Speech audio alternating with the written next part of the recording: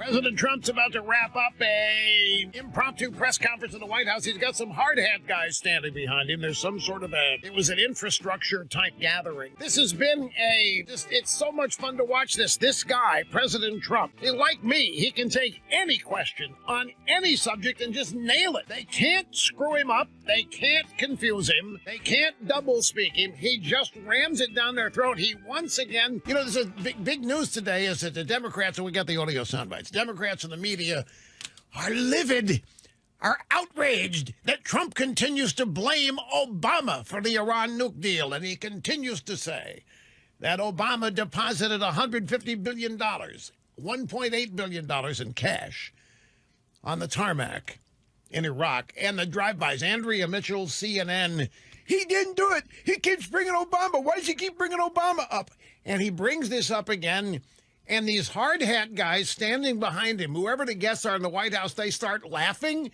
They're having the grandest time, just now concluding it to coincide with the beginning of this program. The president's on schedule today. There was a period during this little presser where the president was talking about Iran and how they're not going to get a nuclear weapon. He's told them. They're not going to be a nuclear weapon in America. It's never going to be a socialist country. And he said, now, look, we got to keep in mind here, Iran could be waiting. They could be hoping that some of the Democrats win in 2020. It could be waiting for a weaker president, like Biden or maybe Pocahontas. He said Pocahontas, and these guys standing behind him looked at each other, jabbed them, and started laughing. And, of course, the media in the room is seething. The media in the room privately, quietly outraged that Trump continues to disrespect the people that they like, the Democrats. Why does he call her Pocahontas? They keep asking themselves. Folks, it was great, and that it's a joy to watch this stuff because he has them in the palm of his hand, and they continue to live with this belief that they are circling Trump and that they're getting closer to wiping him out and destroying him. And each time they adopt this attitude or think they're getting close, he just shuts them down. And with these hard hat guys that were standing behind him, who were the reason for the White House briefing today, the White House meeting, when you see these guys start laughing at the way the president's communicating, you can see that they love him and that they're just having the greatest time.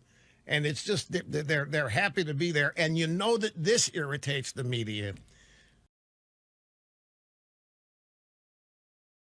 even more. And irritating the media is a big deal because that's the same thing as irritating the Democrat Party. Pressure is mounting on Pelosi within her own party to send the articles of impeachment over to the Senate. In fact, you hear what the turtle said, Mr. Snerdley? The turtle said this is a challenging time to create bipartisan agreement, but the speaker has managed to do the impossible. She has created growing bipartisan unity in opposition to her own reckless games with impeachment, because more and more Democrats are now throwing in the towel, essentially, and signaling that they want Pelosi to send the articles of impeachment over and get this show on the road, because they understand nothing is going to come of this, and they understand the turtle is not going to change the rules to accommodate her or the Democrats. The rules are going to be the same as they've always been for impeachment in the Senate. Specifically here, the rules that were in place during the Clinton impeachment. But we now know, by the way, we now know why Pelosi is holding the articles. Well, I mean, we know that, but I mean, we have learned where she got the idea. You know where she got the Time Magazine says she got the idea from watching John Dean on CNN. Now, isn't that choice? And they're always ripping Trump for watching cable news, for watching Fox News. And now we find out that Pelosi gets the idea for holding on to the articles from John Dean. and an appearance he had on CNN. The president was asked about Mike Lee. Mike Lee had an eruption after the briefing yesterday and thought it was outrageous. You know what the root of it is? I finally found out what it was. The Secretary of Defense in the briefing said, you guys, you shouldn't spend any time debating this. We need to get moving on it. And Lee was outraged and livid over the fact that the Secretary of Defense, somebody from the Defense Department, would come in and tell them not to debate things. It wasn't so mad he was upset at the policy or the procedures. It was what he was told by somebody from the Department of Defense. Now,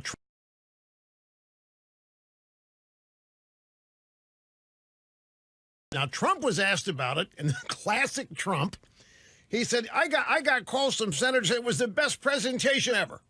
It was the best presentation they've ever seen. The best presentation of any presentation. Just like his phone call with the president of Ukraine was a perfect phone call. There's never been a better phone call, never been a more perfect phone call. The presentation yesterday was perfect. It was the greatest, it was the best presentation that the Senate ever got. He had many senators, he said, call and tell him that. Now, Mike Lee and Rand Paul want information that's hard to get. But they were, especially Mike Lee, was not happy over this. And again, I gather it's because of what he was told about. His interpretation was, you guys just ought to rubber stamp this and let us get on with it. And that's what he was upset about. There may be some specifics of the policy as well that he was upset about. But the presentation, look at the results. Trump has always lived in a results-oriented world, not a process world. And, this is one of the big problems that Washington people have in dealing with Trump. He's not a process guy. The end of the long day where nothing gets done, but the process went down smoothly. Trump doesn't go home thinking, man, we had a great day today. He goes home thinking, this is a botch of a day. We didn't get anything done. And, bureaucracies are not, by definition, results-oriented. It is not an exaggeration to say that many bureaucracies do not want solutions. Solutions mean that there's no longer any need for process. And bureaucrats love to do things to sustain the reasons for their own existence. The worst thing, in some respects, for bureaucrats is a solution to problems. Trump is a results-oriented person. He's not process. And that, I think, is one of the big disconnects. Process is an art form. Process in Washington is an art form. It's where nothing gets done, but everybody is fooled into believing that progress is being made, that there are things being accomplished. Processes where people get to show off their brains. They get to show off their knowledge. Process where people get to show off the awareness they have of the intricacies of how a bureaucracy operates. Trump doesn't care about any of that. Trump is purely results-oriented. If there aren't any results, then you haven't finished anything and you haven't done anything. So in Trump's world, there's a gigantic result here. We got rid of Soleimani. We threw Iran off balance big time. We have asserted our primacy. We have tightened sanctions even further. We have done more to bring Iran to heel than Obama ever did. And Obama was a pure process guy. And so Trump is looking at what he's done here as a major, major achievement, a great result. And he's up against people complaining about how he did it, about the process. It's within the confines of the process that we are treated to such terms as bipartisanship and fairness and cooperation and working with the other side. And all that's fine and dandy for Trump if you get to a result, if you get to a solution, if you accomplish something, if you achieve something, if you advance your own objectives. And the objectives for bureaucrats and process-oriented people does not include results. And do not doubt me on this. And it is a major stumbling point. Too much progress. Let me explain it this way. Washington has, and they're not alone. I mean, many bureaucracies, local government, corporations, you name it, they love to get accolades while not doing much. Make it look like they're all working hard. Make it look like progress is being made, but there aren't really any results. There's cleverness, and there is gamesmanship, and there's advantage and disadvantage, but actual results, not much, because Washington has, for the longest time, gotten away with the belief that getting results is really hard. Really hard. It requires bipartisanship. It requires a lot of sacrifice. It requires a lot of hard work. And the American people have gotten used to the snail's pace of whatever objectives government or Washington has. Trump is not of that world. If you decide you need to do something like raise taxes, you do it. If you decide you need to reform health care, you do it. And it remains one of the greatest areas of disconnect that exists. And Trump is going to continue to win these things because he's going to always, if you've got results to show, if you've got achievements to herald, if you have progress that you can demonstrate, you're always going to triumph over people who don't get anything done and who are upset by things getting done. Trump talked about all of the people walking around without arms and legs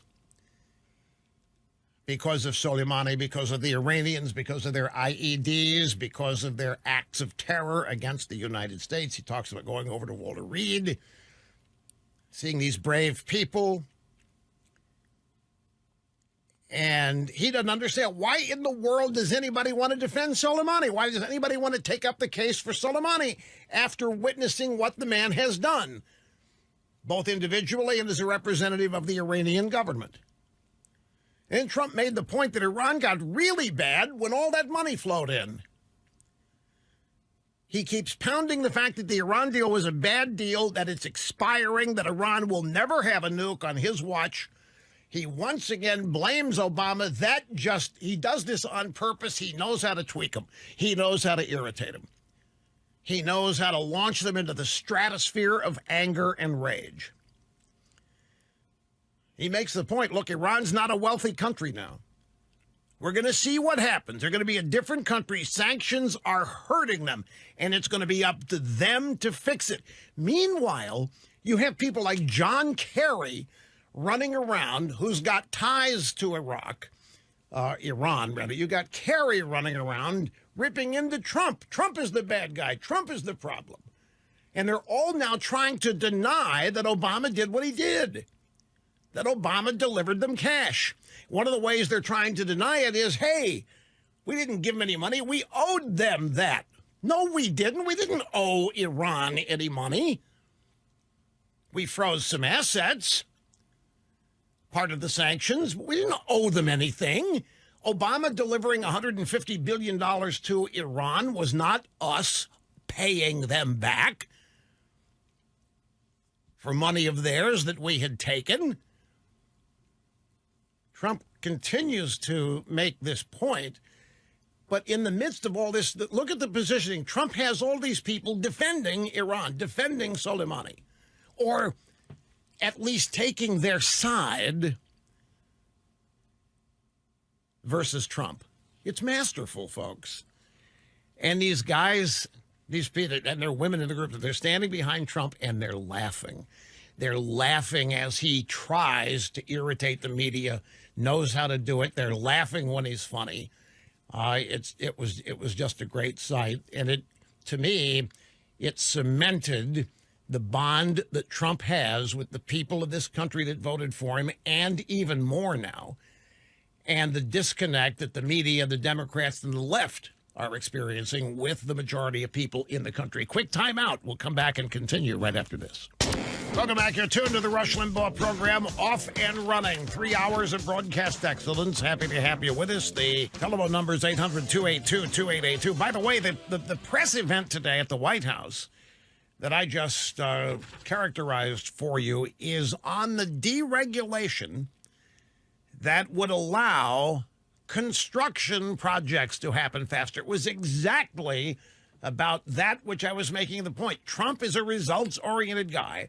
This was an event, it was a press event on the deregulations the administration wants to do that would allow construction to happen faster. There was not one question on that, by the way. Not a surprise, but nevertheless, I wanted to pass it on, that the drive-by media did not ask one question about it. And, of course, the people there that were assembled standing behind and next to the president would be the beneficiaries of this. A plan to get rid of all kinds of red tape that raises the costs and lowers the speed and the pace at which projects get done, which would also reduce the opportunities for payoffs and graft and so forth.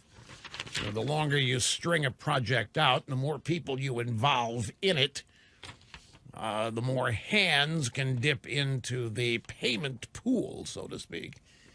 And this is a classic event. This is a classic thing. I think one of the reasons Trump decided to bring the press in on this, I don't think he expected to get any questions about it, but I think he wanted people to know that this thing was taking place. Because this is another example, another instance of the Trump agenda, which is actually aimed at making things better in the country. Trump has long said that he wants to ramp up and really improve, rebuild America's infrastructure. It's one of the first things that he talked about after he was inaugurated. It was a big part of his campaign. In fact, it would be so expensive. He originally proposed a public-private partnership to get it done, where there'd be public money, government money, and private sector money pooled together to bring it up, make it happen at a more rapid pace than it otherwise would. And it kind of languished. But this is the kind of thing, this is what average, ordinary Americans complain about. How many of you have had a remodeling project or any kind of a construction project never shows up on time? No matter what they tell you, it never comes in on time and it never comes in on budget. And it's gotten to the point now, if you're building a house or you're adding a room or whatever they tell you, add a couple of months and add a couple of $1,000 so that you won't be disappointed when that happens. And this is the kind of thing that on a grand scale, building highways, remodeling airports, highway systems, this kind of thing, speed is of the essence, and of course, getting it done right. So this is right in the wheelhouse. Now, the Democrats are running around talking about spending all this money on health care, treating everybody as victims. Once again, here's Donald Trump, results-oriented, wanting to be able to tick off successes after successes, achievements after achievements. And he's up against a bunch of process people.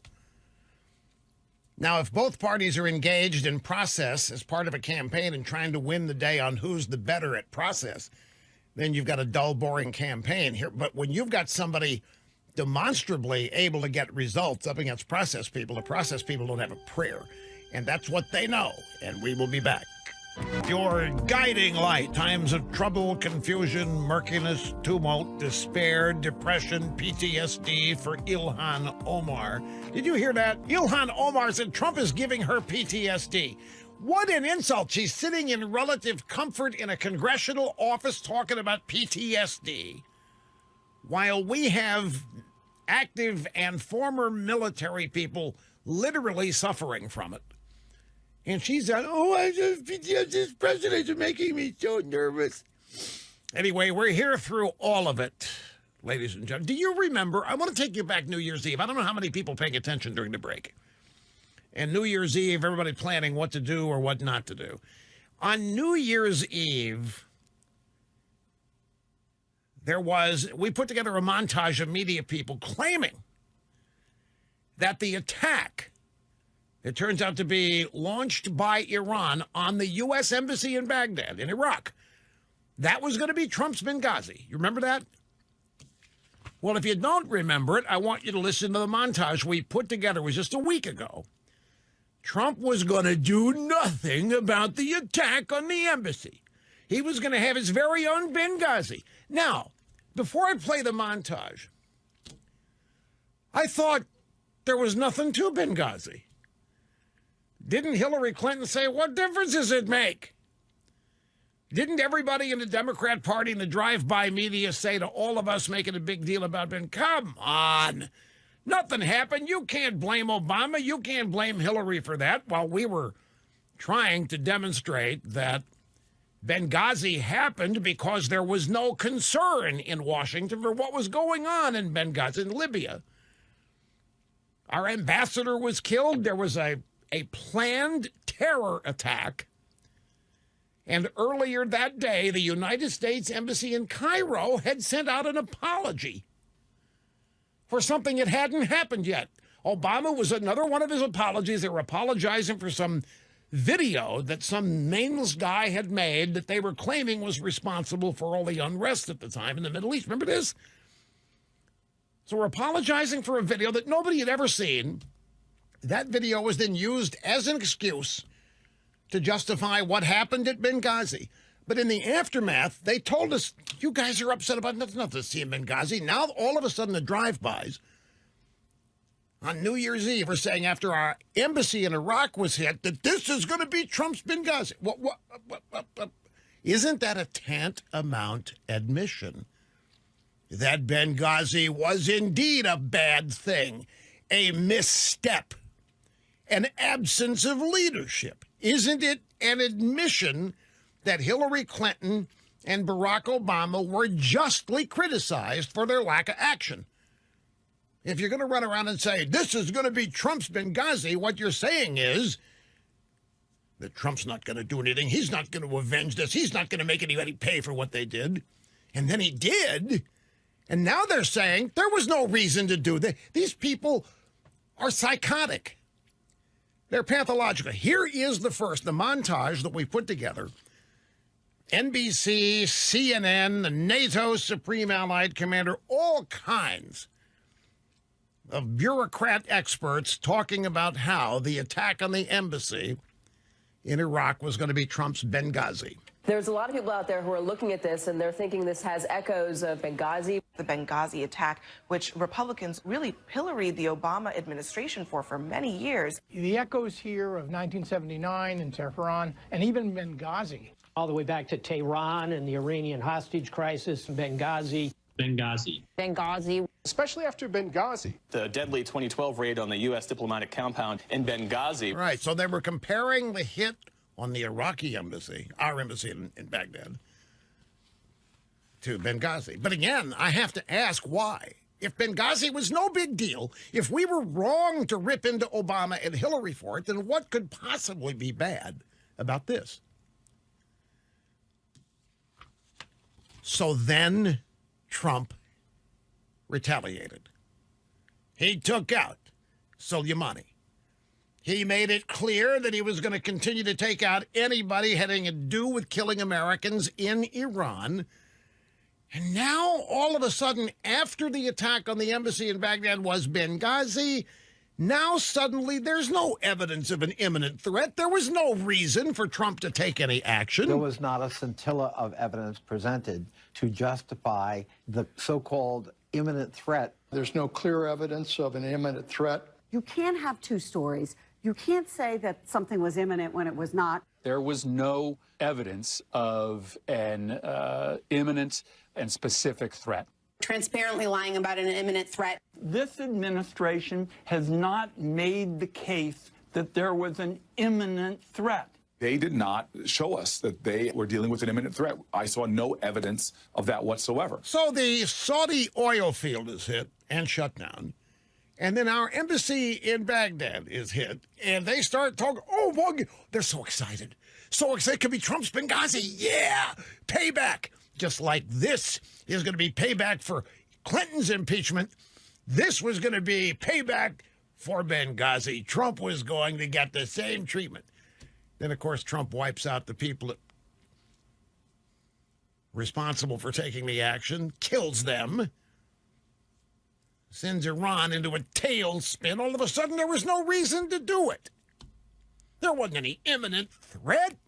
No imminent threat after the oil field was hit. No imminent threat after the embassy was hit. Yeah, there was no reason to take out the terrorist. There was no reason to take out this guy. There was no imminent threat. This wasn't justified. And yet, just a week prior, it was all going to be Trump's Benghazi. They thought Trump wouldn't do anything. You know why? Because they listened to Trump say, we got to get out of these hotbeds. We got to get our military home. We got no vested interest over there. We're wasting time. We're wasting money. We're wasting people. So they think Trump isn't going to do anything. They still don't understand. Donald Trump is going to defend America and Americans whenever they are attacked. It isn't complicated. And he's not going to get bogged down in a bunch of process-related negotiations to do it. About this money, and there'll be more coming up on the program today, I just want to tell you point blank again, what Trump says about Obama providing the mullahs in Iran $150 billion is indisputable. He says Obama made available the money that paid for the missiles that were launched a couple of nights ago, and he's exactly right.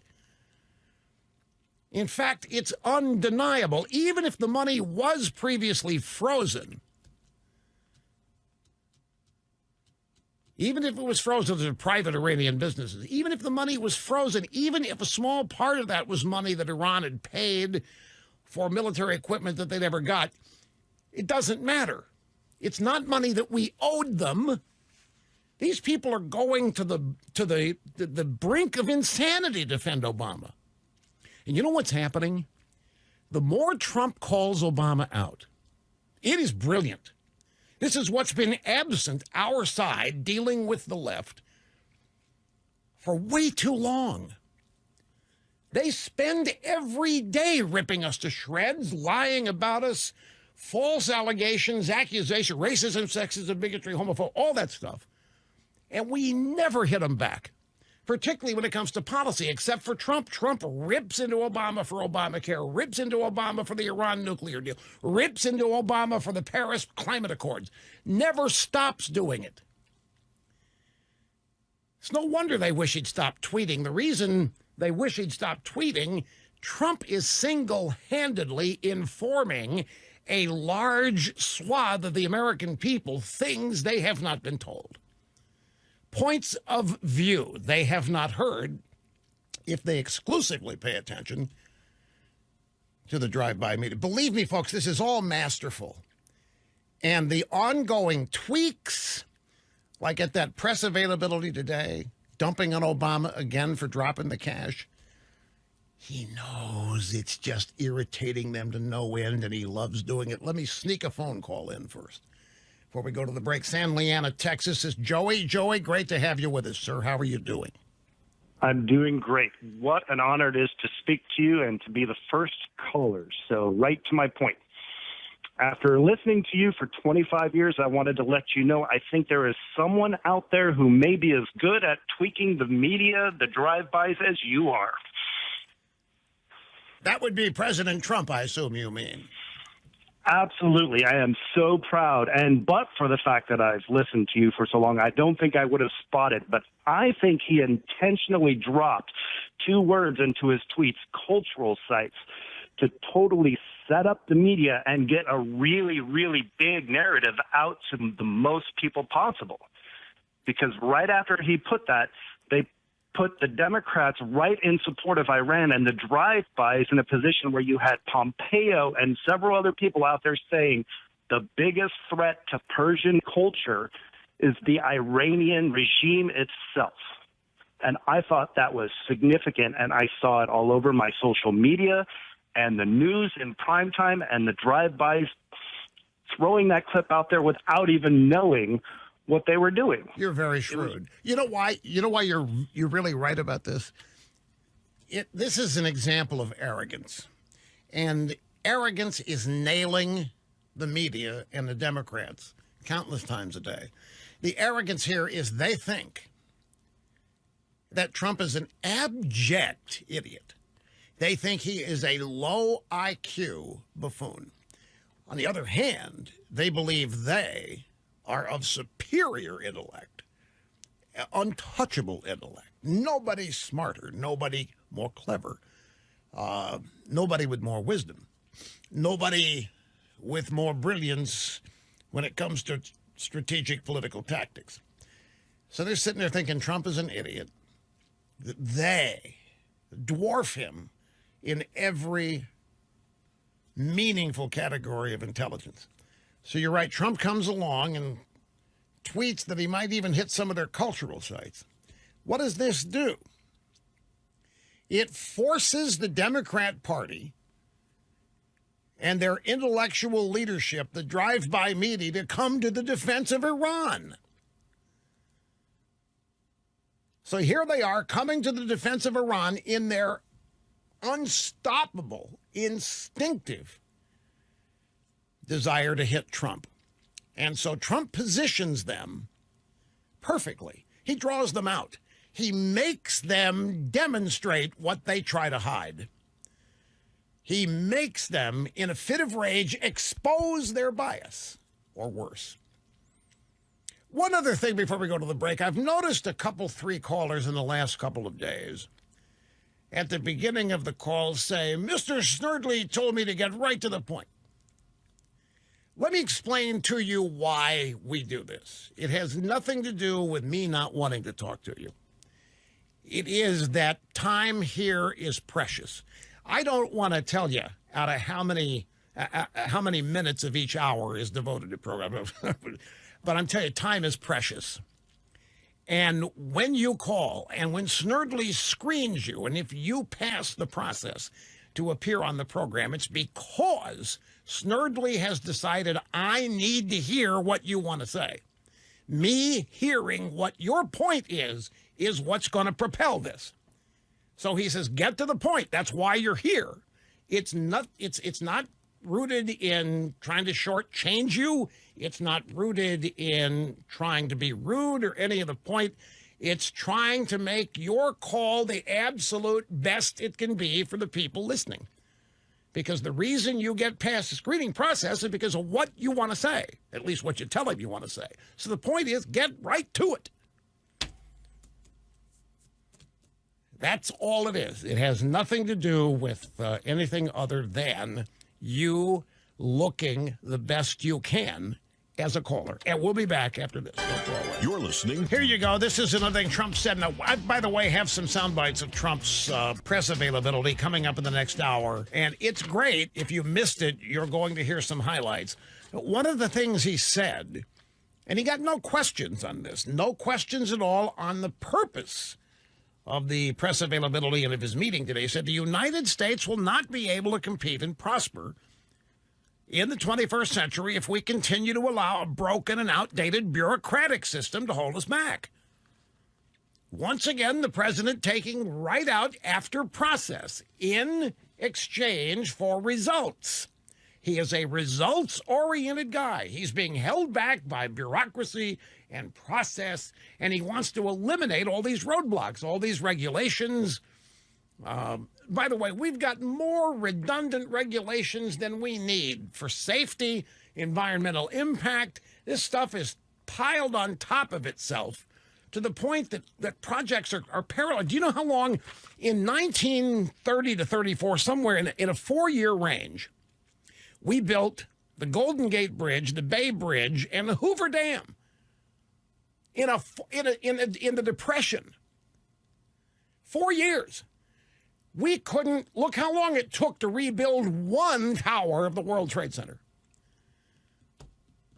Because of everybody wanting their piece of it. And a whole host of other reasons as well. And infrastructure reform remains a huge part of Trump's agenda. And he's right. that much of America's infrastructure is old, dilapidated, and needs to be remodeled, reformed, if you will. And he's making a big push to get it done. We've got enough process going on. We have enough regulations piled on top of regulations that bog everything down. He didn't get one question. By the way, U.S. intelligence officials, I always have an asterisk in my mind when I say that now. Because these U.S. intelligence, I mean, you talk about the Clapper and Brennan chapter of it. These are the people that tried to run this coup against Trump. But this is a different bunch here. U.S. intelligence believes that Iran accidentally shot down that Ukrainian Boeing 737-800 with a Russian-made surface. Do you know where Iran gets its missile tech? You'd be wrong if you think Russia. They get some, but they get a lot from the North Koreans. The Iranians have all kinds of deals and relations with the Norks. But anyway, 176 people died, 63 Canadian nationals. What did they think they were shooting down? If this was shot down by accident. He's America's adult Rush Limbaugh. Oh, yeah. We're going to get back to that. Pelosi, there's some fallout happening both in the House and the Senate among Democrats over Pelosi not sending the articles of impeachment over. Democrats, both houses are getting impatient with this. We have that Trump audio from his little availability today coming up. The views expressed by the host on this program would be me, documented to be almost always right, 99.8% of the time. As usual, I'm doing the program with half my brain tied behind my back in order to make it fair and unintimidating to any and all who might want to call and participate or even listen. Now, superior accuracy and all that can be intimidating to people. I don't want to intimidate people. I want to be welcoming. Want this program to sound like open arms? Come on in and join us. 800-282-2882. If you want to be on the program, the email address, lrushbo@eibnet.us. Pelosi's impeachment delay opens cracks in Democrat caucus. You remember during the campaign, Trump asked people, well, he didn't ask, he told people that if they voted for him, they're going to someday become tired of winning.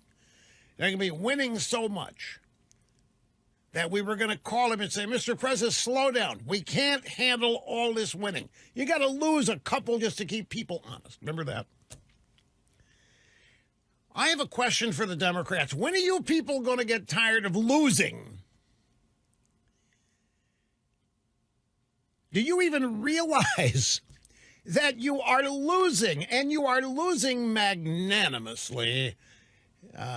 You are losing magnificently, and you're losing in ways that you don't even see. What do I mean? Well, look at what happened to Trump's approval numbers during impeachment. By the way, we could call them improval numbers because that's exactly what happened. During the impeachment, Trump's approval rating shot up 6 points on average. The impeachment hearings were so absurd, Pelosi won't even send the articles to the Senate. And the senators, the Democrats, are demanding more witnesses because Pelosi didn't make a case. But at the end of all of this, I don't care what you say about it, and I don't care what you do process-wise, if she sends them over there, there's going to be an acquittal. And I maintain to you that that is the last thing that she or any of the Democrats want. So she said today, she had her press conference. She flew back from San Francisco for her press conference. She's wearing Baltimore Ravens purple today, by the way, because she's from Baltimore. Her husband is from San Francisco. His name is Paul Pelosi. He's wearing red today for the Fortiners, and she's wearing purple for the Ravens.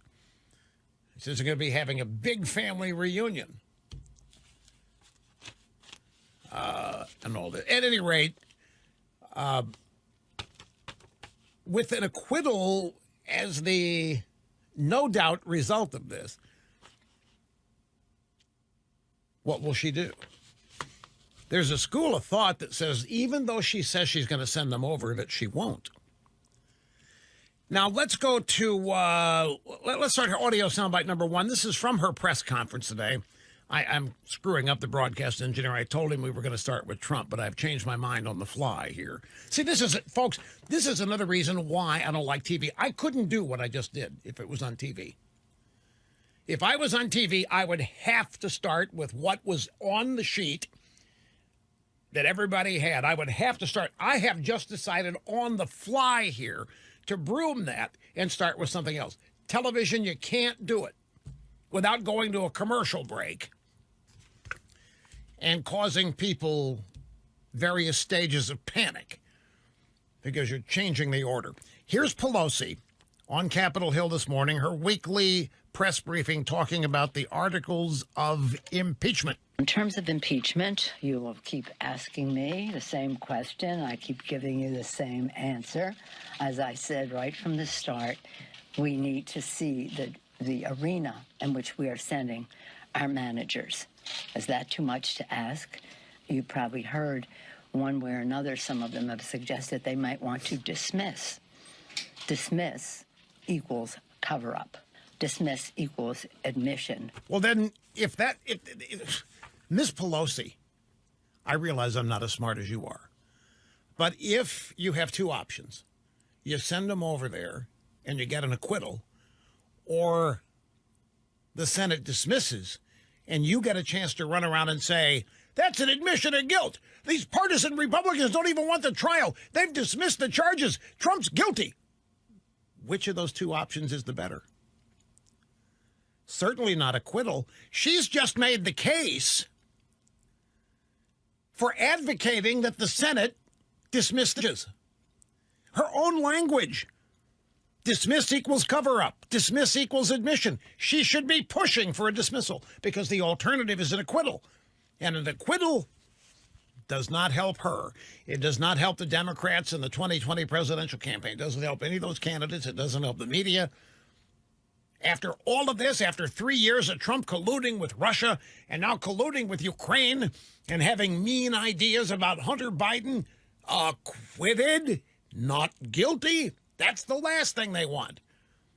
She should be pushing the turtle to dismiss the charges based on what she just said here. Dismiss equals admission.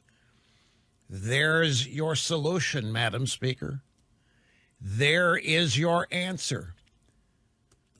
She should be pushing for a dismissal of charges and then run around and say that the Senate knows Trump's guilty, and that's why they dismissed the charges, because they don't have the guts to do a trial. When the truth is, there's nothing to try, because she doesn't have a case, and her articles of impeachment do not present a case. This is why she's not going to send them over, but she just made the case. I'm sorry to be redundant here. She just made the case for advocating that the charges be dismissed, because in her view, that's tantamount admission to guilt. A reporter said, Madam Speaker, are you planning to hold the articles indefinitely? I'll send them over when I'm ready. And that will probably be soon. You know, he said, if you don't send them over, I'm going to pass the Mexico-U.S. Canada trade agreement. Okay. But we want to see what they're willing to do and the manner in which they will do it. But we will not let them say, oh, this is just like Clinton, fair is fair. It's not. Documents, documentation, witnesses, facts, truth. That's what they're afraid of. We're not afraid of anything. You don't have a case. The very idea that you are demanding new witnesses in the Senate means you don't have a case. And the turtle is right. The turtle said, you present us the case and we'll try it. We don't do investigations. We don't do your job. We're not going to look for things underneath rocks that you couldn't find. We're not going to turn this place into a spectacle like you made your place. We're not going to do it. You present us the case and we'll try it. She won't present the case. She will not present the articles. This talk about, well, I need to see the arena. Go down the hallway and go to the doors leading to the Senate chamber and look in. There's the arena.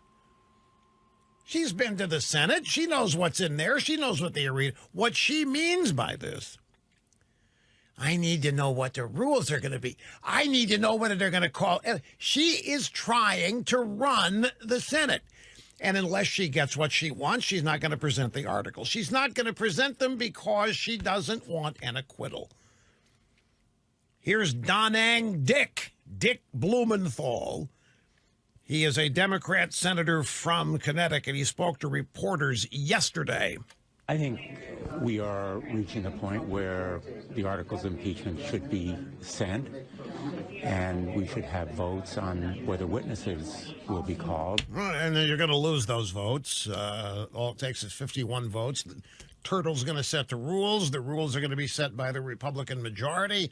You're not going to get any new witnesses. If there are witnesses, call the House committees back into session and call them. So where does she get the idea to hold on to the articles? Because this is unprecedented. You know, the legal scholars are now debating whether or not Trump actually has been impeached. If she doesn't present the articles, then has he really been impeached? Yeah, the House had a vote, but there's no articles of impeachment. The next phase of the process hasn't happened because she's not making them available.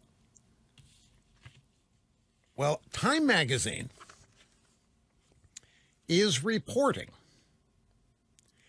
that Pelosi got this crackpot idea of holding on to the articles and not sending them to the Senate by watching John Dean on CNN. And here it was, December 5th, CNN Tonight with Don Lemon. John Dean, a former Nixon White House counsel. And Don Lemon said to John Dean, can you explain why you're saying Nancy Pelosi may not send the articles of impeachment to the Senate? This is December 5th, folks. There is a big push to get this done quickly. Well, I think Nancy Pelosi has some real leverage in this. She doesn't have to send articles of impeachment to the Senate. What happens, Don, after there's a vote on the articles, they adopt a resolution where they select managers, and then they decide when they're going to send the managers over to the Senate. So there's a flexibility in the process where she could say, listen, let's just hold these articles here until the Senate gets its act together. And that could last right through the campaign. And there you have it. John Dean advocating on December 5th, hold on to these things throughout the campaign. It's the only way she's got leverage. She doesn't have leverage on the substance of the case. The articles of impeachment do not contain any criminal activity or any impeachable offense. Do not doubt me on this, folks. I mean, if they did, I'd tell you. I have no desire to be wrong here. I have no desire to lie to you or to misrepresent things to you. I don't want you to be wrong after listening to this program. There's not an impeachable offense in any of these articles. John Dean is effectively admitting that by suggesting that her leverage is to hold on to these until she gets what she wants in the Senate. There's only one thing she wants in the Senate, and that is a conviction, and there's no way. So why hold on to them? Well, I'll give you one answer to that. Why hold on to them? This Iranian action. They were going to try to fold this in. They were going to Schiff, pencil neck. We've been talking about reopening investigations into this, thinking there might be an impeachable offense here. There's not, but that's not to say that there won't be events happening between now and through the rest of the summer, into the fall of campaign. If Trump does something they think's impeachable, then call the House committees back into session, fold whatever those so-called offenses are into this. That's what he's saying her leverage is. Her leverage is to hold off and hope that Trump does some other stuff they can say is impeachable, fold it in, and then present him. Ain't going to work, though, because her fellow Democrats are beginning to panic. And they're beginning to get mad. They don't see how she wins this. They don't see how they win it. And she does have some explaining to do. Remember, they rushed this process because Trump's behavior was so threatening.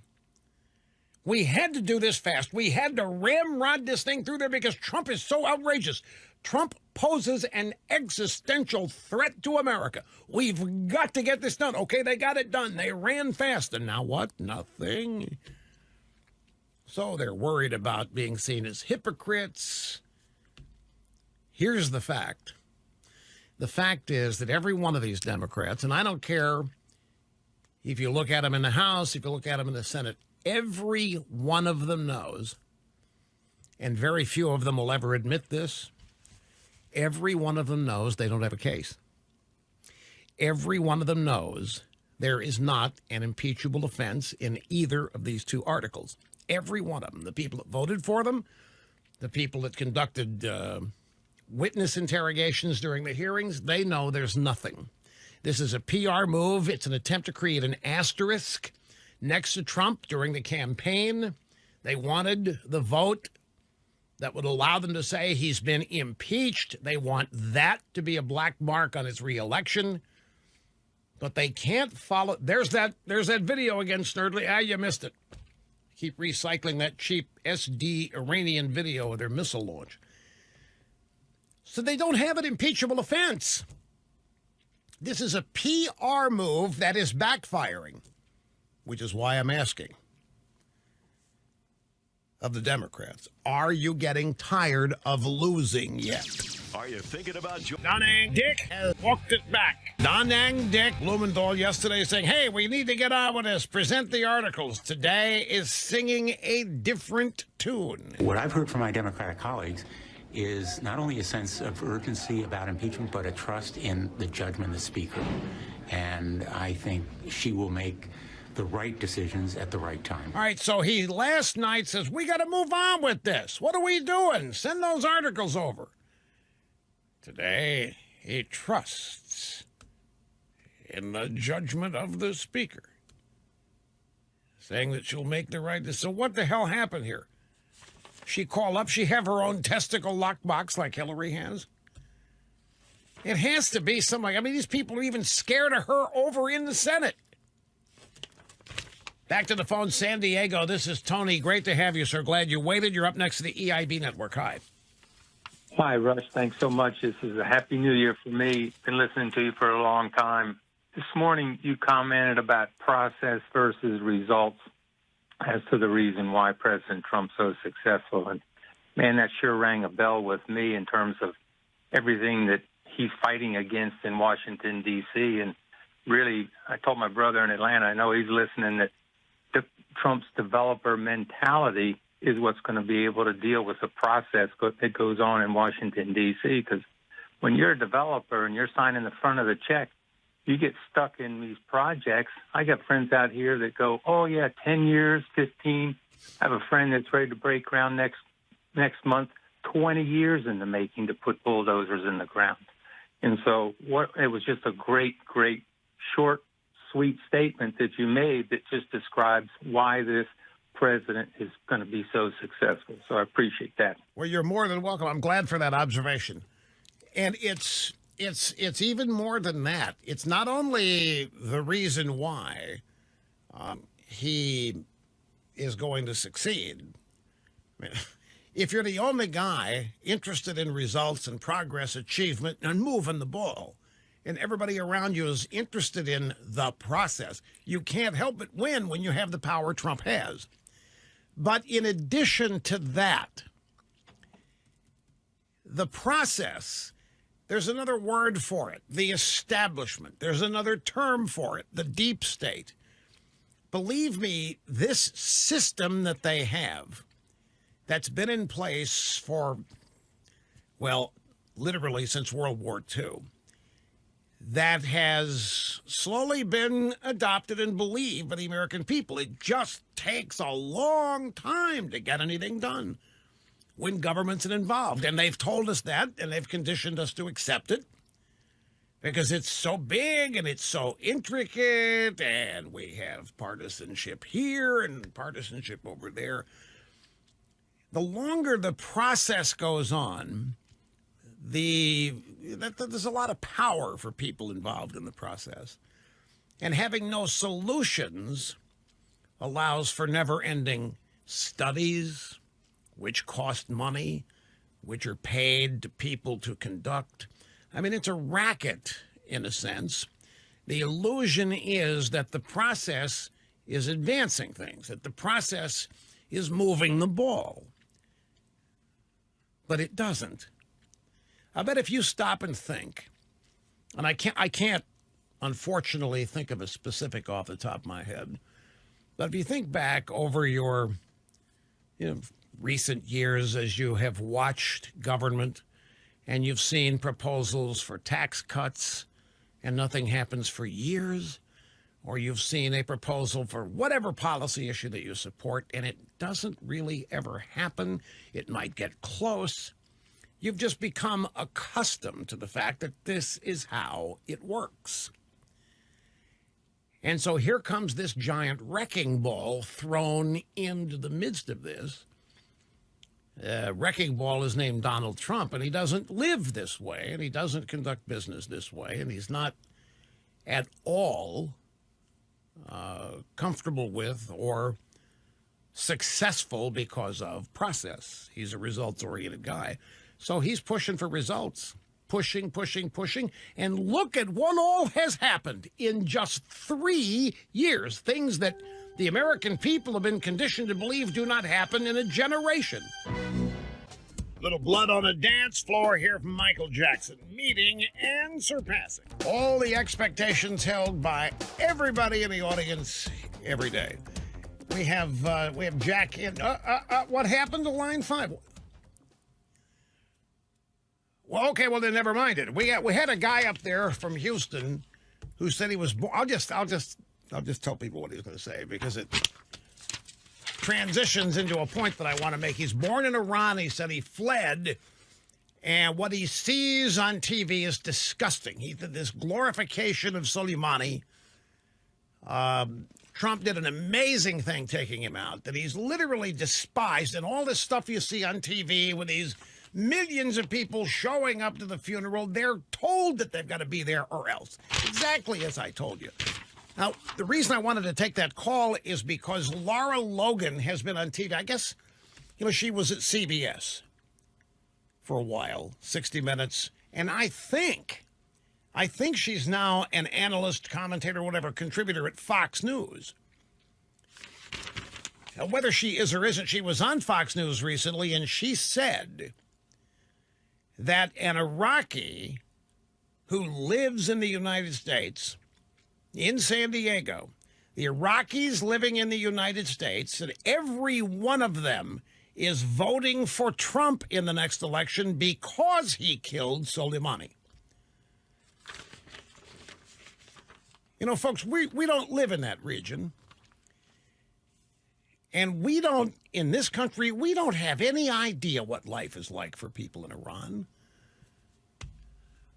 Too many Americans think that life there is just like it is here. The only difference is where it is. It's a totalitarian, religious totalitarian state.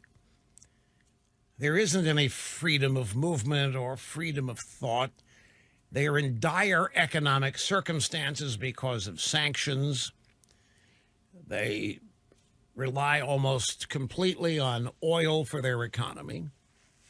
We have become energy independent. We never bought Iranian oil, but we certainly don't need to now anyway. But this guy, Soleimani, was hated and despised and feared.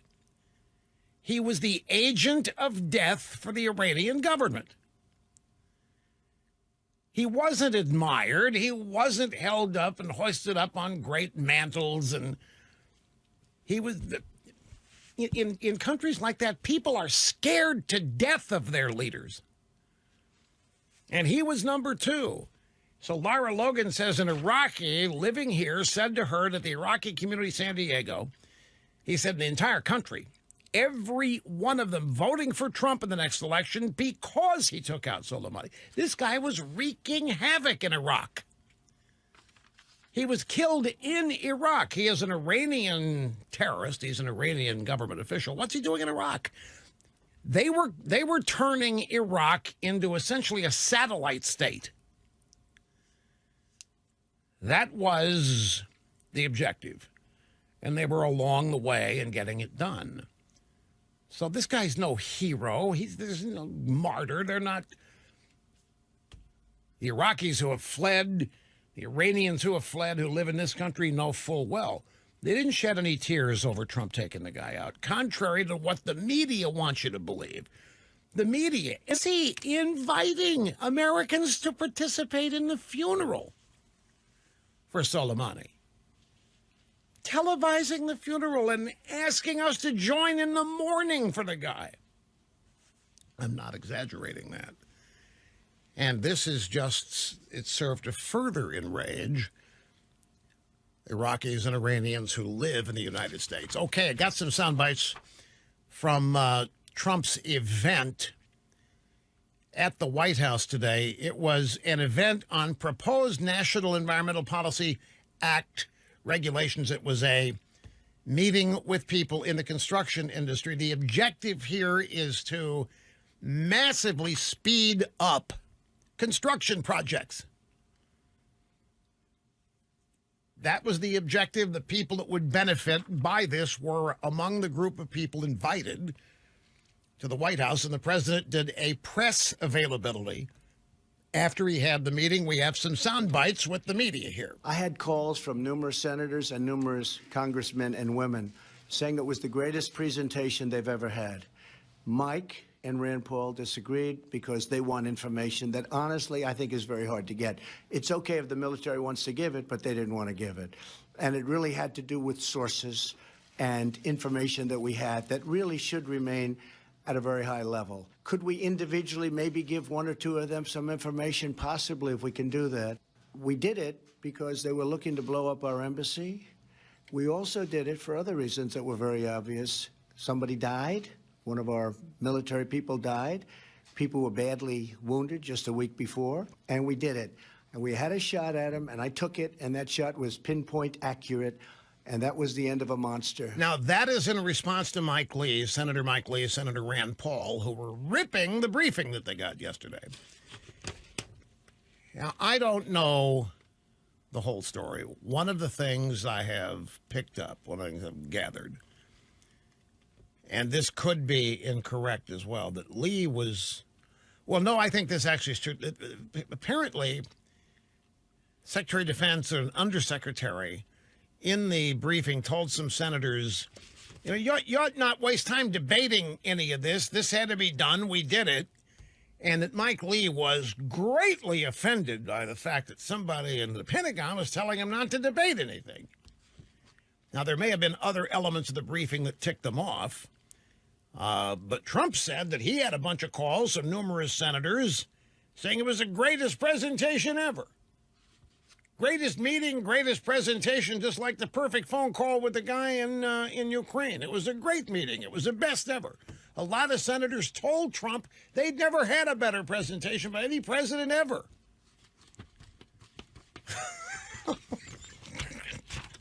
The media's in there taking all this thing literally. They take it literally. They take it seriously. They get offended. How dare he say he had the best briefing? They have no idea. They haven't even taken the time to try to get to know or understand Trump.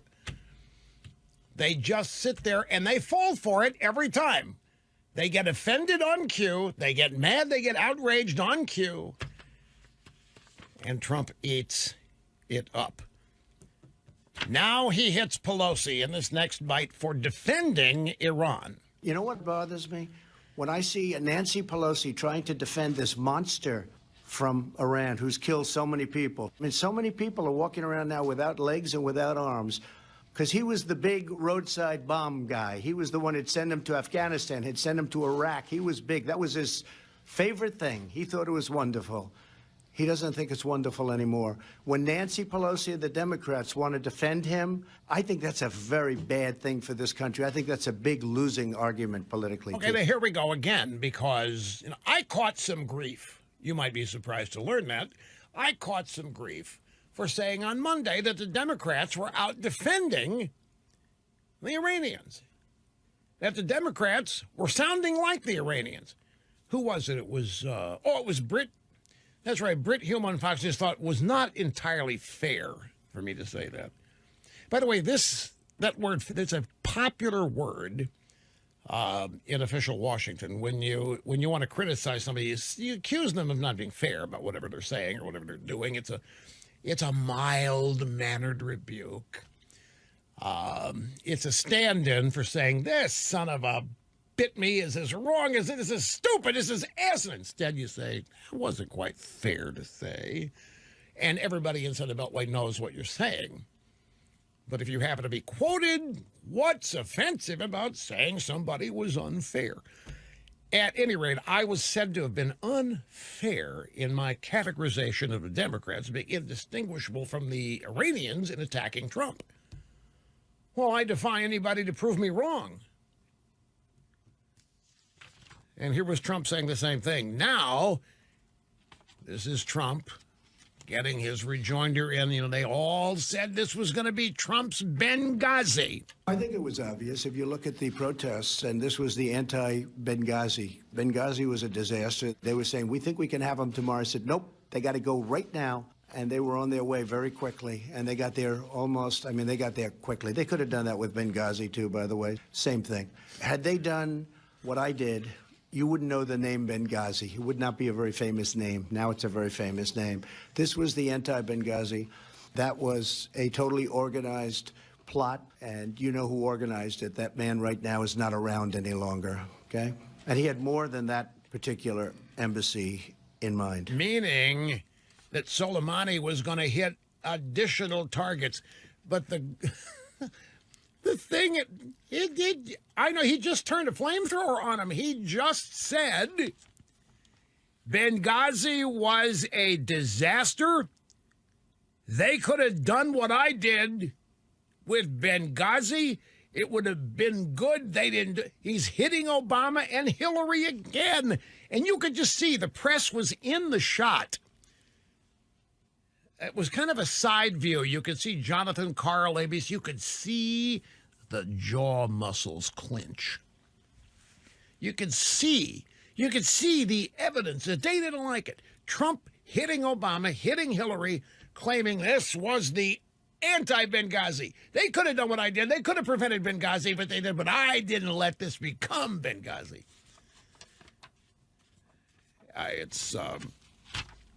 It's along the same lines as Trump continually reminding everybody that Obama dumped $150 billion in cash for the Iranians and that money was used to pay for the missiles that Iran launched on Tuesday night. Here is, this is the one I told you about when the program began. Trump blaming Obama again, talking about Pocahontas and the Democrats. And as he talks, I want you to envision the hard hat representatives of the industries that would benefit from this Regulations Act laughing themselves, nudging each other with their elbows as Trump is speaking. One of the problems, of which there was many, $150 billion, $1.8 billion in cash, all of that money, and then that money was used for terror. Because if you look at Iran, it wasn't so bad until they got all that money. They used that money for terror. The Iran deal, it was just something that is no good for our country. It expires in a short time.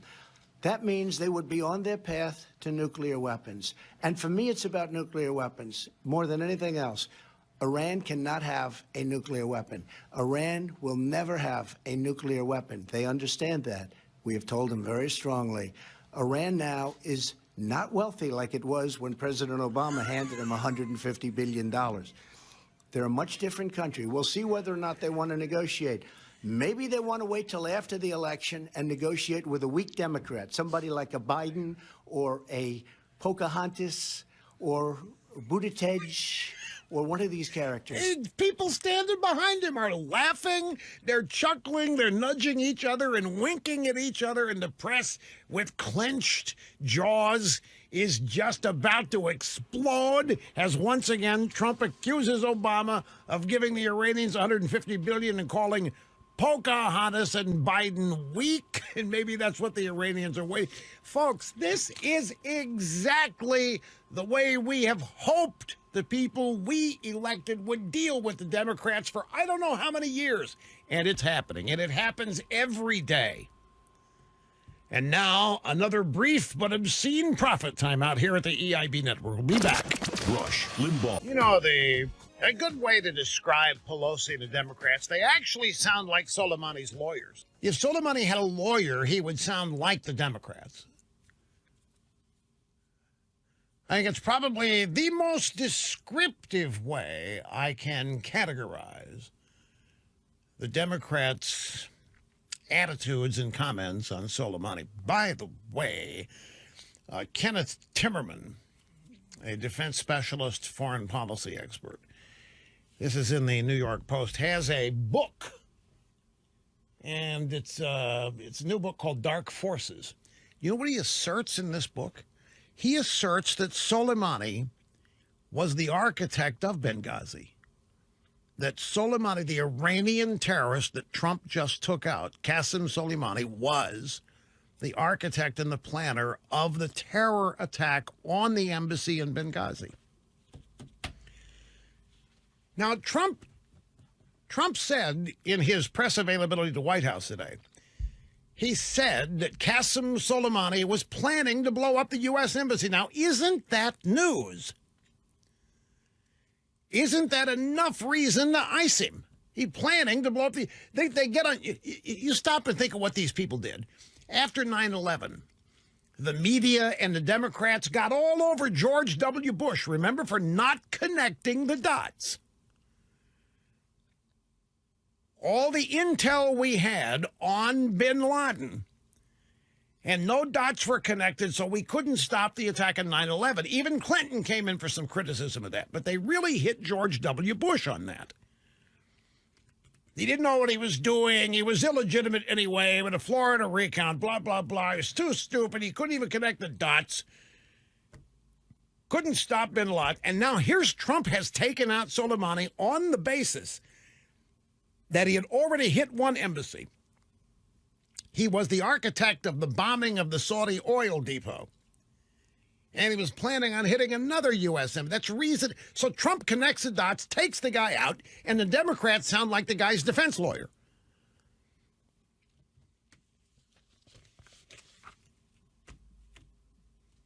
I think there's any question about it. You know what? There's not enough time to be fair with a phone call, right? I've got about 45 seconds. Now, as a highly trained broadcast specialist, I could say a bunch in 45 seconds, now 40. But to put pressure like that on an amateur, a caller, that would be unfair. For example, to say, okay, Jack in Jacksonville, you're next. You got 30 seconds. Okay. And then Jack would be forever sad and disappointed. His chance to appear on the program had been blown to smithereens, and he'd be mad at me for doing it to him. Because I'm considerate and thoughtful and think of everybody but myself first. I'm not going to put Jack from Jacksonville through that. Now, Jack has to pay a price. He's got to wait a little longer to appear on the program, but I'm sure he'd rather do that than to be told 30 seconds and not know what to say. You're listening to Rush Limbaugh. Right on. Hi, folks. Welcome back. Great to have you with us. This is the fastest 3 hours in media, making it the fastest week in media. So here we are, already through 2 of the 3 hours today, and this is already Thursday. Unbelievably so. And it's great to have you with us, as always. The phone number, if you want to be on the program, is 800-282-2882. The email address, lrushbaugh@eibnet.us. There's a fascinating story here. You know, money has always been said to be the mother's milk of politics. And that whoever has the most money to spend on political ads is generally thought to be in the driver's seat. It's not axiomatic that the biggest spender always wins, but it is considered to be nearly insurmountable advantage, which is why fundraising is such a big deal. That's why people brag about their fundraising. Like the Trump Republican apparatus in the last quarter was at $46 million raised. The Democrats were in the 30s. And the Trump fundraising machine is huge. You don't even know the half of it, by the way. Every one of these Trump rallies, you would not believe the work being done to identify everybody shows up, inside and outside. After every Trump rally, and I don't want to give too much away here, After every Trump rally, they know who in that crowd voted and who didn't, for how many years they haven't voted, if ever. They know whether they voted Democrat or Republican. This is based on what people tell them. The point is, at every one of these rallies, everybody that shows up is exhaustively researched. It's not an invasion of privacy. They're all talked to. And if people don't want to respond, then they don't want to respond, and they're not included. Potential fundraising is calculated. And folks, I'm not going to give you specifics because I don't want to give away the store here. But at these Trump rallies in the past 2 years, the numbers of people who didn't vote for Trump but who plan to is off the charts. You would think that people attending a Trump rally are people that have voted for Trump, and you wouldn't be incorrect. I mean, that's a natural assumption to make. And you would think that they're Trump supporters, but it's really incredible how many of them, and this is inside and outside, this is also of the people that don't get in. And that's a huge number. You know, you have a 10,000-seat arena, there may be 20,000 people that have been lined up and failed to get in. They're all talked to. And they are all interviewed. And it is discovered how many of them voted for Trump, how many of them didn't, and now are showing up at rallies. They are identified as with their potential in terms of fundraising, and they're small donors. They're not giant corporate givers. But the statistics that are coming out of this are phenomenal. And the Trump people are not making a big deal out of it externally, if it holds up. And by the way, it's hard to extrapolate it nationwide. I mean, even though a Trump rally is a huge thing, we say a grand total of 30,000 people there inside and outside, that still is a small sample when you're talking about nationwide voting. But it does provide data from which trends can be scientifically projected and analyzed. But the bottom line of it is that the people showing up in large numbers are people that didn't vote for Trump in 2016. In addition to people who did. And almost everybody showing up intends to vote for Trump in 2020, whether they did or didn't in 2016.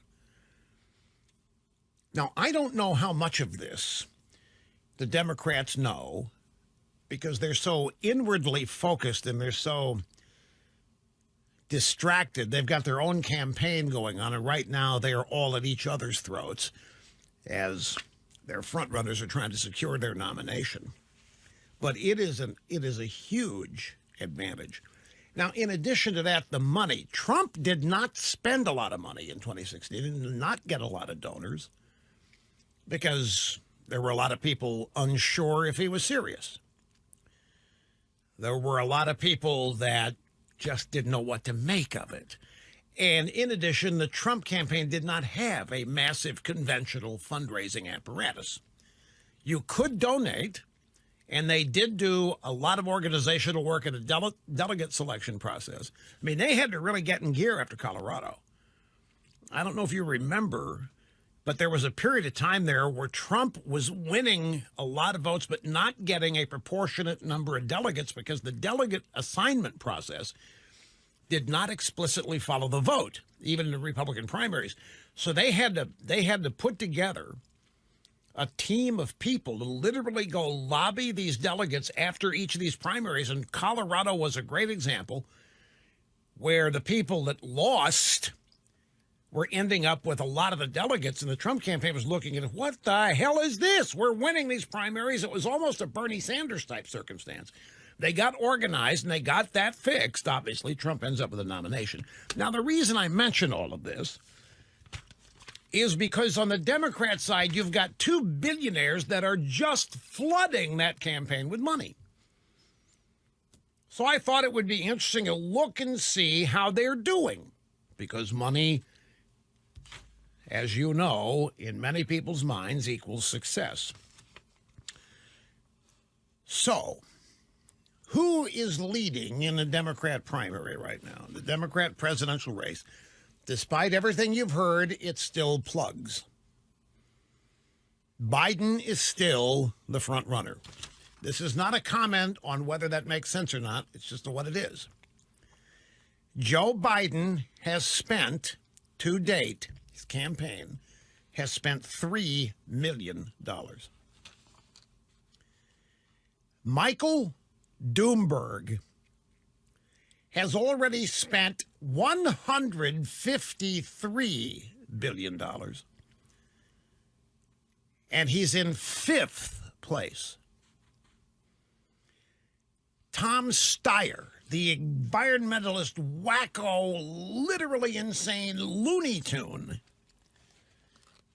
Democrat, has spent $116 million, and he's not even on the chart. You may have seen some of Steyer's spots. I have.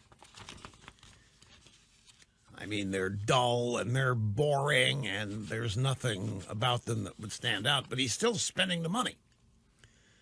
Bloomberg, $153 million. Steyer, $116. Crazy Bernie, $11 million. Mayor Pete, 11.4, Yang, 7.3, Pocahontas, 3.7, Biden, $3 million. So for $153 million, Bloomberg's in 5th place. For $116.5 million, Steyer is not even showing up. And for $3 million, Plugs is winning or leading. So what does this tell us? Well, not much. It's just, it's interesting. Biden was thought by many to nowhere near survive this long. And he has. And he has survived gaffe after gaffe after gaffe. He routinely confuses Iraq and Iran numerous times in every speech. There's also a fascinating, let me find it here. You know, one of them, I'm going to print this out. One of the things that I have made a point of over and over, and I have for many, many moons, is that most of us feel like we are being governed against our will. Obama, the Democrats win, and they govern against the will of the people. It's a sinking sensation. And I have made the point over and over again that liberalism is not the majority of thinking in this country, and it's not even close. And yet, it appears to be the dominant way of thinking. So there's a Gallup poll out here today filled with a couple of charts, which, even if I screenshotted these and put them on the DittoCam, they'd be so small you couldn't follow them. I'm not a big chart guy, like I'm not a big video guy. And the reason is I can learn it much faster reading it than watching it. I can get the point of a video in 30 seconds instead of watching 5 minutes of it. And the same thing looking at charts. I spend most of my time looking at charts trying to figure it out. Just tell me what they say. And I'm going to do that here. Here's the bottom line. Gallup poll, latest. 24% of this country identifies as liberal. 24%. Does that surprise you? Doesn't it seem like they're everywhere? Doesn't it seem like they're running the show? Doesn't it seem like we are the minority? Doesn't it seem like everywhere you turn, there's liberal dominance here, liberal dominance there, be it in the news, be it in movies, throughout pop culture? In church, doesn't matter where you go. Except, isn't it interesting, at least, well, speaking for myself, I never run into them. Throughout my career, let me give you a little anecdote. throughout my career, what am I? Well, in the drive-by media, I am controversial, and I am outspoken, and I'm an extremist, and I'm mean-spirited, all these labels. And over the course of my career, folks, I will be honest with you, there are people who have been reluctant to go anywhere in public with me because they have been afraid that I'm going to be set upon by hecklers and mobs who intend to do me harm. And it never happens. It has yet to happen anywhere I've gone.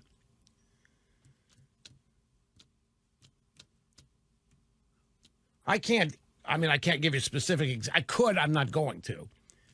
And I could give you individual names of people. Oh, Russia, sure we ought to go there. My God, that's going to be dangerous. And I tell everybody, no, the only people we're going to encounter are people who are huge fans, supporters. That's all that ever happens. And yet there is this, it's not a fear, there's just a belief that any conservative is going to be mobbed. Now, because we do see that in political events, you can have a Sarah Palin go out and an organized mob shows up, or Trump announces a travel ban and an organized paid-for mob wearing vagina hats shows up all over the country. But those are not organic. They're bought and paid for.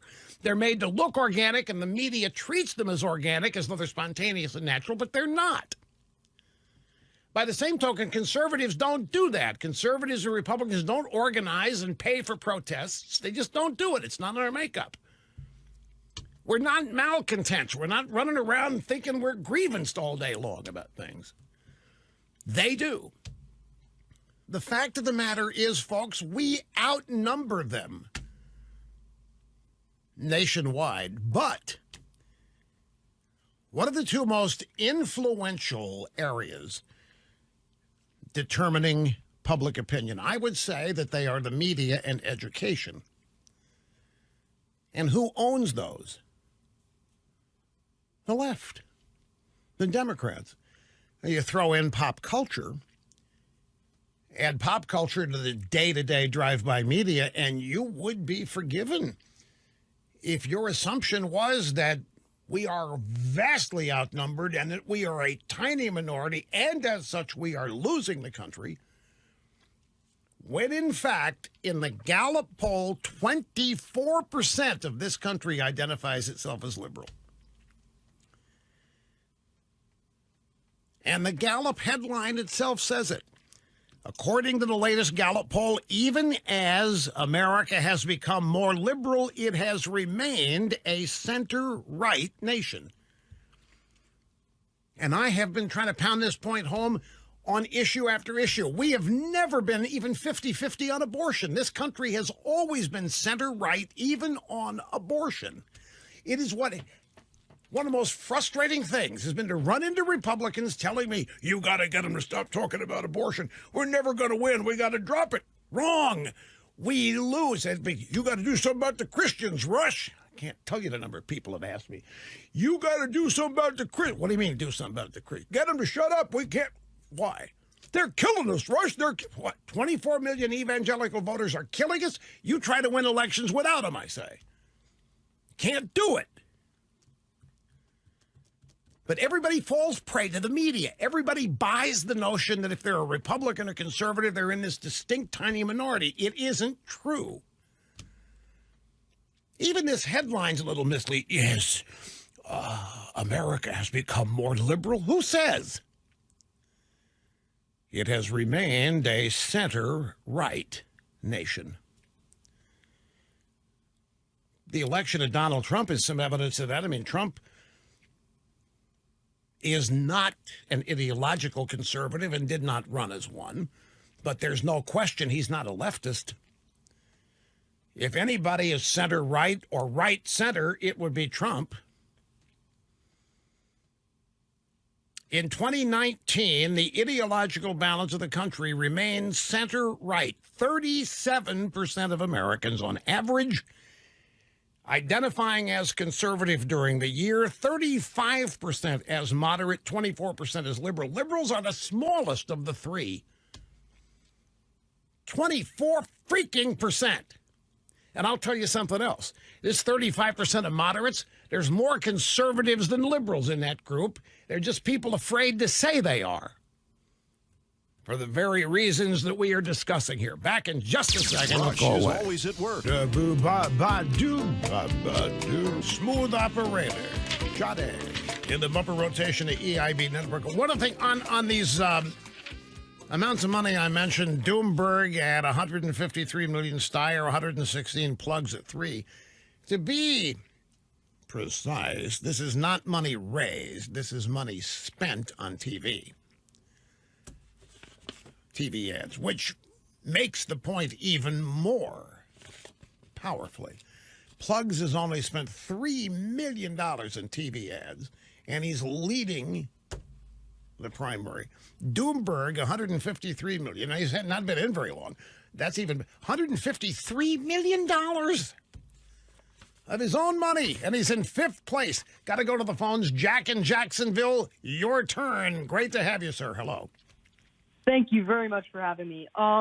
Anyway, so I just want to talk about how all the Democrats are, pretty much criticizing Trump of his drone strikes and the killing of Soleimani when Obama ordered 542 drone strikes, killing 3,797 people, 324 of those civilians. All of that without congressional approval. Absolutely correct. In fact, Obama, we had the story earlier this week, Obama loved talking about how he loved killing people with these drones. He loved it. He personally selected the targets, Jack. Yeah, exactly. It doesn't make sense. It's pretty much all partisanship. When a Democrat does it, they don't care. When a Trump does it, it makes total sense. I don't mean to disagree with you. It makes total sense. The Democrats know that hypocrisy never sticks to them because the media never is going to have it stick to them. The media is going to shield them. So Trump can use a drone strike without talking to Congress and take out Soleimani. And what do the Democrats do? They sound like Soleimani's defense lawyers. They start complaining Trump's irresponsible, can't do that. Obama's wiping out 500 people with these things, never gets congressional approval for any of it, brags about how he loves doing it. One of his targets was an American citizen that he took out living in Yemen, admittedly a terrorist, Democrat. Well, I know the guy wasn't a Republican. Anwar el-Awlaki al-Sahib Skyhook, whatever his name was. Obama bragged about taking the guy out. When Obama did it, it was brave. When Obama did it, it was courageous. When Obama did it, because, see, Obama was enabling him to say, see, Democrats are not afraid of using the military. 1968, John Fogerty, Creedence, Susie Q, Part 1. Our music holds. You go get the hits from the 60s, the 70s, the 80s, they hold up. The hits from today will be forgotten 40 years from now. At any rate, greetings and welcome back. Now, folks, I just said that I don't watch videos. It's mostly true, and the reason I don't watch videos is because it takes so damn long. People send me video, you got to watch this. And I look at it. First thing, how long is it? And if it's longer than 30 seconds, then I look elsewhere to find what's the point of this thing. I don't have 5 minutes to watch a video. Plus, I need it to be closed captioned or I can't hear it anyway. But there are exceptions. Ivanka Trump participated in a recent Consumer Electronics show out in Vegas. And I thought it was fascinating that she did, and it was a demographic outreach. This is, a bunch of tech nerds, consumer electronics aficionados, designers, innovators, the tech blog journalists. And, of course, she was ripped to shreds. Well, she wasn't. Well, she was, but the CES was ripped to shreds for even inviting her, just because of her last name. And then I saw that she was treated very politely and got a decent amount of applause and support. So I said, So I wanted to watch it. Now, that video total was about 34 minutes. I didn't watch the whole 34 minutes, but I watched enough of it to try to figure out, and I knew she was going to do it. I'm a powerful, influential member of the media. I knew this was going to happen. And it was either yesterday or the day before. the keynote. And it wasn't actually a speech. It was a Q&A with one of the organizers of the event. And I wanted to find out, why did she get applause? What did she say at this thing? Now, these are people in the tech community. They're not all a bunch of reflexive, axiomatic, automatic leftists. Many of them are, but not all. You have a decent percentage of them who are entrepreneurial and as such not looking for handouts or grants, but many of them were. And she spent a lot of time explaining to them aspects of the Trump administration I will guarantee you this audience had no knowledge of whatsoever, and how these programs and policies of the Trump administration specifically related to that age group, essentially millennials and maybe a little older, and the tech crowd, and how the policies they were enacting on family leave, and they were government private business partnership policies. And you could tell that the audience was mesmerized. They were shocked, and they were not expecting it. They were prepared to hate, because it's a Trump. They were expecting an idiot. They were expecting a child that hadn't had to accomplish anything, was just there because her name is Trump. And she's, of course, the exact opposite. She's intelligent, independently successful on her own. She's an adept, brilliant communicator. And these people were shocked.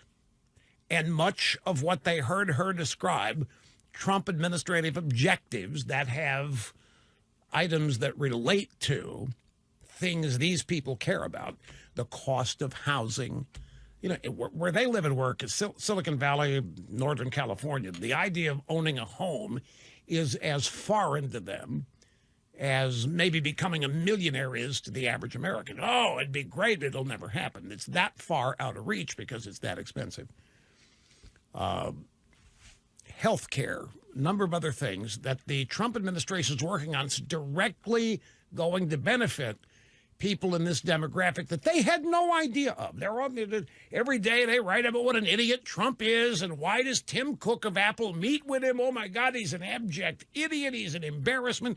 And his daughter shows up, and it was really good. If I'd have had a time, I'd have watched the whole thing. Some of you may not like it because it was about specific government, private sector partnerships. And some conservatives don't like the idea of government getting involved. No. We want to get government out of these kinds of things.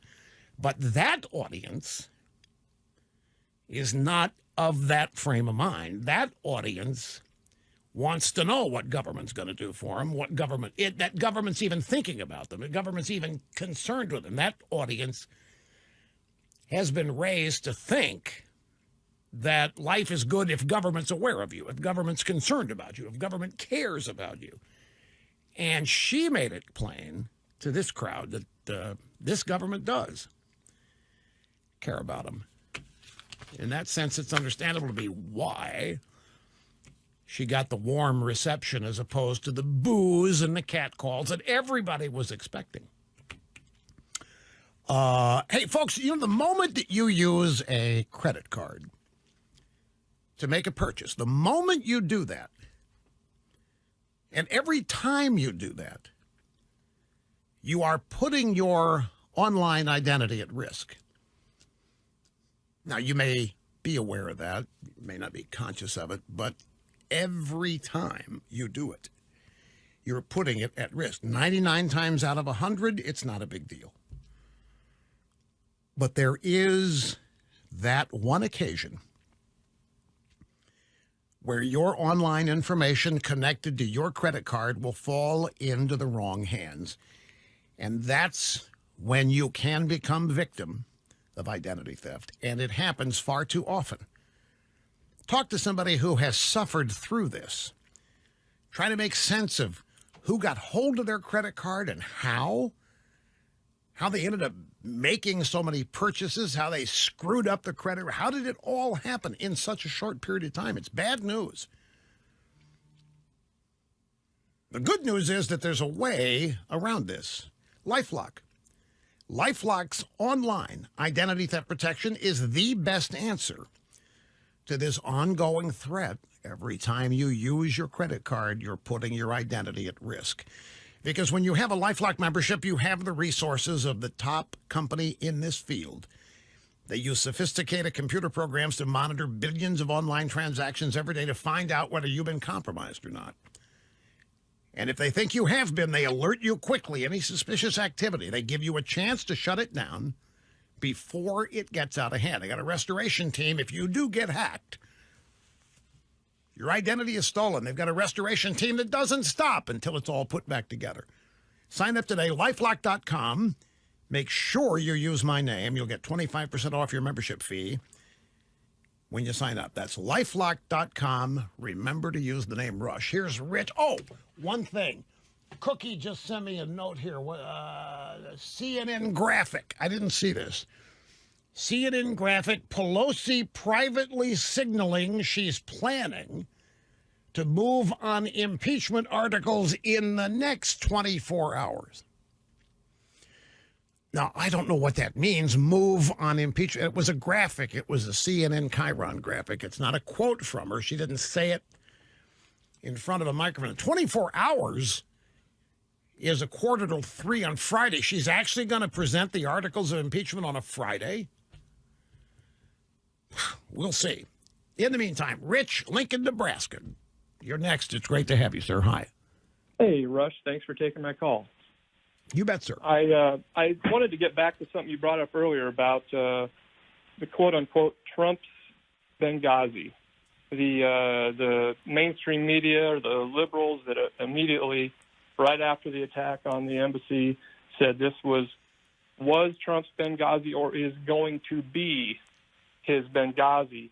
And I think they were really excited because had it gone like they were hoping, this would have normalized what Hillary and Obama did, their failure that they had in Benghazi. So if Trump had done nothing, this would have made their failure legitimate. Also, had we lost people, had there been casualties, it would have made it even better for Hillary and Obama. So that's what I think. Well, I mentioned this. I mentioned this earlier in the program. I had a bunch of audio sound bites with the Democrats caterwauling about it. We had a montage. In fact, let me find it. I think it's in the top first 3 or 4. Maybe it's soundbite number 10. Here's the montage of the Democrats. Your points about it are relevant, but there's one more to make. But here is the montage. There's a lot of people out there who are looking at this, and they're thinking this has echoes of Benghazi. The Benghazi attack, which Republicans really pilloried the Obama administration for many years. The echoes here of 1979 in Tehran and even Benghazi. All the way back to Tehran and the Iranian hostage crisis and Benghazi. Benghazi. Especially after Benghazi. The deadly 2012 raid on the U.S. diplomatic compound in Benghazi. Right. Now, the point to me, are they not admitting that Benghazi was a Waterloo for Obama and Hillary? Hillary told us, what's the big deal? What difference does it make anymore whether the ambassador got killed there? What's the point, she said. Obama never talked of Benghazi bin Schmazi. Now, all of a sudden, here these people come and say, this could be Trump's Benghazi, so Benghazi must be a bad thing. If they're wanting it to be Trump's Benghazi, they must want and realize that Benghazi was not a good thing for Hillary and Obama. That's the real takeaway. After these people have been telling us, Benghazi doesn't matter a hill of beans, you're trying to make mountain out of mountain. Remember all the Benghazi hearings that never amounted to anything, and Democrats said, there's nothing to see here. Who can stop this stuff? They tried to tell us that it was caused by a guy named Nakula, who had made a video which irritated the entire Middle East, and that caused a terrorist riot. None of that was true. But I think if they're running around hoping that this was Trump's Benghazi, what needed to happen for this to be Trump's Benghazi? Trump had to ignore it. Trump had to not do anything. He had to not retaliate when the Iranians hit our embassy in Baghdad. And that would have equaled Benghazi. So they just tantamount admitted to us that Benghazi was a bad thing. And they're hoping that Trump got this. But Trump kind of blew that all to smithereens by killing the guy who did the hit on our embassy, which Obama didn't do. Our ambassador died at Benghazi. And remember, Kenneth Timmerman, in a book, 2014, identified Soleimani as the architect of Benghazi. The Iranians were behind the attack on our embassy and ambassador and Benghazi. So I think, even though hypocrisy doesn't stick to these people, this media montage clearly indicates that they know that Benghazi was an absolute disaster perpetrated by a bunch of Democrats in the Obama administration who didn't give a damn to do anything about it, and were hoping that the same kind of thing would happen to Trump so that they could rip him for it. But once again, Trump screwed them. In times like these. My friends, the police have different phrases to describe a home break-in. They'll say breaking and entering. They call it a burglary, a home invasion, a robbery. They all mean the same thing. Somebody's broken into your home and made off with your stuff. Sometimes you're there, sometimes you're not there when it happens. Stopping that from happening is the single focus of Simply Safe Home Security. Simply Safe protects homes of every kind from bad guys breaking in and making off with your stuff. Simply Safe makes a wireless home security system that is easily installed. Instead of wires, it uses Wi-Fi to connect all of the sensors and all the detectors to the base station in your house, which is what then communicates to the cops and the fire department. You can add Simply Safe HD cameras to the system. You can add sensors that detect breaking glass. And by the way, these sensors will know the difference in a window breaking. Say if you drop a wine glass or a water glass, it will not trigger. But if a window gets broken, this sensor will. It's that precise. Now, you choose at this point whether to connect your home to the local cops with 24/7 monitoring. There's no long-term contract if you do. You sign up month to month for $14.99. You don't have to pay $50 a month, and you don't have to commit to multiple years of it. $14.99. And like every aspect of relying on Simply Safe to protect your family and home, it isn't expensive. You'd be amazed at how much this does not cost. And it's just as good, if not better. I'm telling you, the elimination of wires means so much in terms of simplicity, removing complexity, the ease of installation, and the ease of replacing a bad sensor. Heck, the ease of identifying one. So check this out. Secure your home with Simply Safe. Buy a system now, simplysafeusa.com, and they'll throw in a free HD camera. That's worth $100. simplysafeusa.com. You know what the big deal about the camera is? You know, false alarms are a big problem.